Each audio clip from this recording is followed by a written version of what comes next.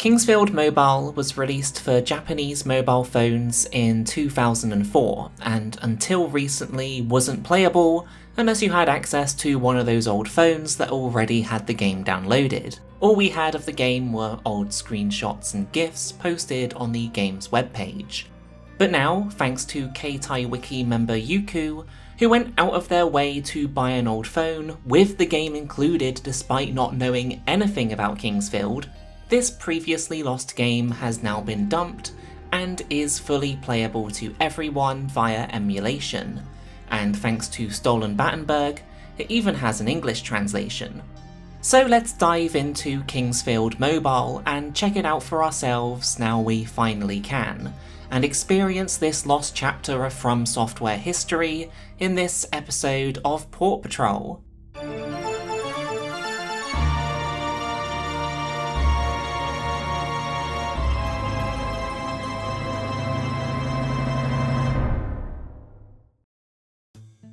Okay, so first a bit of backstory in case you aren't 100% familiar with the series. Kingsfield was the debut title of FromSoftware, who you might know would later go on to make games like Evergrace, Echo Knight, and Enchanted Arms. And, some other ones. It's a first-person dungeon crawler that got many sequels, spin-offs, and spin-offs that got sequels. And I find Kingsfield Mobile interesting because it's actually one of the last games to come out in the series. Releasing in 2004 makes it pretty early for this type of mobile game, but means it came out after the last mainline game, the last spin-off they made in this style, and is only preceded by another version of this game, its sequel that sadly hasn't been dumped yet, and two PSP games released in 2006, which play very differently to the mainline series. So it's a late entry in the series, but it plays a lot off of the first Kingsfield game, acting as, I don't know if remake is the right word, but it shares its HUD and same premise, taking place entirely inside a dungeon that you need to progressively make your way deeper into. It's probably meant to be a retelling or remake of the first game, but with zero actual mention of any story in game, your guess is as good as mine. It also doesn't really share a lot in common with it, outside of its visuals and enemies. The first level is definitely a homage to the original's first level, with the secret wall you can walk behind with an incredibly tough skeleton behind it, but the level design for the rest of the game is completely original, and a lot simpler than the labyrinths the first game had you navigating. I think that's maybe the best way to describe Kingsfield Mobile. It's a very simplified, stripped-back Kingsfield experience, though I don't mean that negatively. I think for the mobile format, made to be played in smaller play sessions, a lot of the changes they made here make a lot of sense, while still remaining true to the series. Starting with the gameplay, it's incredibly accurate to the original game, with its slow-paced, methodical combat fully intact. The simplicity of that first game translates so well to mobile. It's not a rough approximation of what it was, it plays exactly the same. I played the game mapped to a controller, and it felt identical to me. The only thing missing here is the ability to cast magic, which I think is a shame because it helped add some variety to the combat encounters, and definitely made the more hectic ones more manageable. Though this game never throws as many enemies as that at you here, so I didn't end up missing its inclusion too much, though the option to still use magic would have been nice. This limitation also goes for the enemies. There's no ranged ones in this game, and the amount of them has been pared back massively. You genuinely see more enemy variety on the first floor of Kingsfield than you do in the entirety of this game. Including the final boss, I think there's 5 enemy types in total, with the non-final boss ones all having different colour variations to show them getting stronger, so the game is filled to the brim with mind-boggling skeletons the PS1 could only hope to comprehend. Like I said earlier, the map design is also a lot simpler too, being nowhere near as sprawling as the original, and the absolutely massive floors it had you exploring there. They're easier to follow, and have an almost Wolfenstein 3D-esque quality to them, being entirely made of blocks and right angles with no variation in height. It also has an auto map, which was honestly a godsend for this game, and made figuring out where I had been and where I needed to go so much easier. Progression is also much more linear. Every floor has the same objective, which is to find a key, to open a locked door with the teleporter to the next floor behind it. So there are no other key items you need to collect and figure out where to use. Towards the end of the game, there are a few diverging paths where a floor might have multiple teleporters on it, but these diversions don't last very long, and it's always very clear if you're on the right path or not. It's a lot more linear then, with no real reason to go back to older floors once cleared. You don't find stuff like a key in a later floor that can unlock chests from earlier. It's very simple. And unlike Kingsfield, where the only shops are located on the top floor of the dungeon, this game doesn't even have money in it, so no shops to go shopping at, and there are frequent healing statues across all floors, so there's never really any reason to backtrack. It's laser focused. Despite how restricted they were with the map design though, I think it does a lot with what it has, from sprawling floors with multiple keys to find, to more open areas, to literal mazes, and in classic FromSoftware tradition, it even has an obligatory poison swamp. Very cute. It does its best with its very basic tile mapping options, but there also isn't anything but that.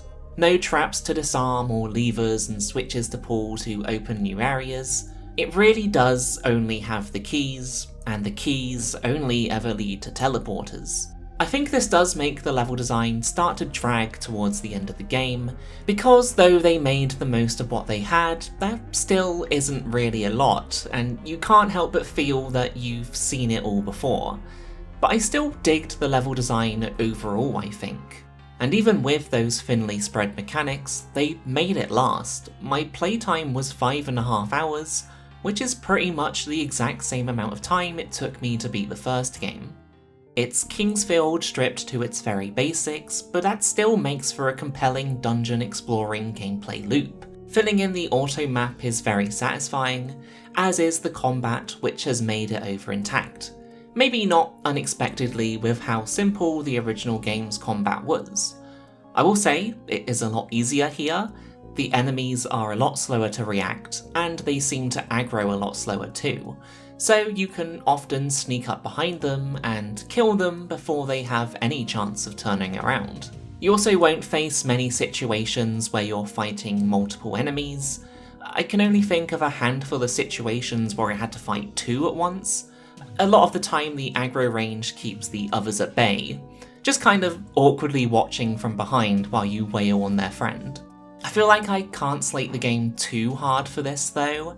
For one, the combat in Kingsfield was never really what made those games challenging to begin with, apart from the moments where it drops a fat difficulty curve to humble you, so it being easier here didn't harsh the experience that much for me. Most of the challenge still comes from exploring the floors and navigating and figuring out where to go. But secondly, I imagine this was done to accommodate the mobile phone control scheme, which by emulating on PC, I am naturally circumventing. Using my controller with the same controls as the PS1 game, it feels perfect, like it was made to be controlled this way, but that obviously gives me a huge advantage over someone who was using a keypad. I bet on a real phone, the enemy difficulty would probably feel a bit more comparable to how the PS1 game did. It also has to be said, it is crazy faithful to how the original game looked. The graphical capabilities of Japanese mobile phones in 2004 apparently being the perfect fit for Kingsfield's early 90s first attempt at 3D PS1 launch title visuals. I think the enemy models and animations are ripped directly from the first game, and I really dig the vibes the whole game has. I mean, the whole game only has one vibe, which is a kinda dark cave, but I think it pulls off the vibe very well. Even if, compared to the first Kingsfield, this is still extremely basic. You know, at least that game had different textures on the floors and walls. Meanwhile, here's every texture in this game. They really didn't have a lot to work with. It makes for a very samey looking game because this one rock texture is literally the only environment texture in the entire game. The only thing used to differentiate floors is its colour. This would make navigating a huge pain because it would be so hard to make out any identifiable landmarks in a game like this, which is why I think the auto map is probably the single best thing they did for this game, the secret sauce that makes the game click together and not be too overwhelming to explore. Of course, another way to help differentiate the floors would have been to have background music. All the Kingsfield games had music, so it is a shame it's missing here, though it's likely a space-saving thing because this game is absolutely tiny. It barely even has sound effects. Footsteps, swinging your weapon, opening a chest, and dying are the 4 sound effects you're treated to in this game, so put on some background music like the Kingsfield 4 or Lunar Sid OSTs, and you're in for a good time. Overall then, I think Kingsfield Mobile is a really interesting game, and I would honestly argue it could act as a great introduction to the series for someone who may have found the obtuse design and complexity of the mainline series a little daunting to jump into. Case in point, me. I've always adored the series, but kinda from afar. I dug what they did, but could never get very far into them. Shadow Tower Abyss and, I guess, Lunar Sid being the only Kingsfield adjacent games I had beaten. But this game, altered my brain chemistry or something, and finally made it all click for me, and I went on to finish the first Kingsfield shortly after, absolutely loved it, and am already halfway through the second. I really liked playing this game, which now makes it a little awkward that I have to bring up that there were some moments while playing it that genuinely almost made me quit playing. I think the level design overall is fine, but there are some flaws that suck ass. Throughout the game there are invisible platforms, often hidden out of the way or behind illusory walls, which lead to bits of treasure and are pretty obviously signposted if you know what you're looking for. But some floors use these invisible platforms as a central mechanic, where you have to try and figure out what clues the game is giving you to map out where the paths are. But the game just keeps changing its mind halfway through these floors on what these clues are. The invisible paths will go from pillar to pillar until suddenly they don't. They're marked by a pink tile on the floor until suddenly they aren't. There's usually something to hint at where the invisible path goes, until there's nothing and you have to take a random guess at where it is. It's frustrating because it has all these different ways of highlighting where the paths are, but because it's never consistent about it, even on the same floor and halfway through the same puzzle, they're all essentially useless, turning these puzzles into annoying trial and error because there's no way to know if the signpost is actually real or not until you try it. And okay, right, I'm fully aware of the series I'm talking about here. I know it's the series that has an instant death trap 2 steps in front of where you spawn at the start of the game. It's the series with chest skeletons that kill you in one hit. The series with random floors falling out from underneath you. I'm well aware that Kingsfield likes to play practical jokes on the player, and maybe you could argue that the inconsistency of signposting these paths is a trap set by the game, but I'd argue it's just kind of shit. I don't feel like I'm in on the joke here, and if that was the intention, it's incredibly frustrating.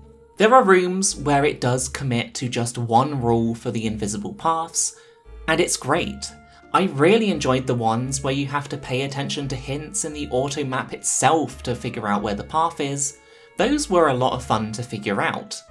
But the others were genuinely so frustrating for me to navigate that they almost made me quit the game twice, though I'm glad I did persevere in the end, because as a whole, I had a lot of fun with the game. It's just a shame those 1 or 2 rooms did kind of ruin my mood for a little bit. I can't remember the last time when playing a game I said out loud, "What the fuck?" and "What do you mean?" so many times in a row. So that's about all I have to say about Kingsfield Mobile. A really interesting entry into the franchise. It offers a streamlined, simplified take on the game's mechanics that make it really accessible, and even though a few parts did make me want to kill myself a little, I don't regret checking it out at all, and would highly recommend you do as well if you're a fan of the series or of dungeon crawlers in general.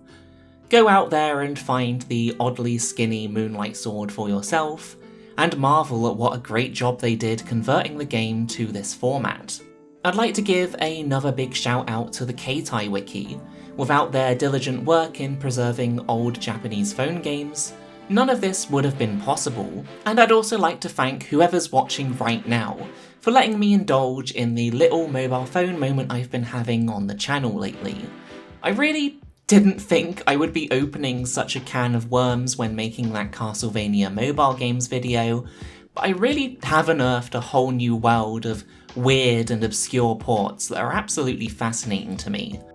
I've had so much fun playing these games, the most fun I've had covering stuff on this channel for years, so I hope you'll bear with me just a little while longer as I see this little mobile phone arc to its conclusion. I didn't expect it would last this long. The things in the scene are moving way faster than I could ever imagine, finding more of those Castlevania games that were previously lost, or already getting weapon switching and an English translation working for Monster Hunter I. I thought that would take months. It was like a week after I made the video on it. As of right now, the sequel to Kingsfield Mobile hasn't been dumped yet, but chances are if you're watching this more than a week after I released it, you can scroll down to the comments and see a pinned one from me saying it's now available. Not to mention that some of the Armored Core mobile games are coming to Steam now. You might be able to check the comments and find out these games are on Steam too. So I think I'm gonna be having this mobile moment for a little while longer if you don't mind. But I hope you have a fun time experiencing it all with me. Thanks for watching.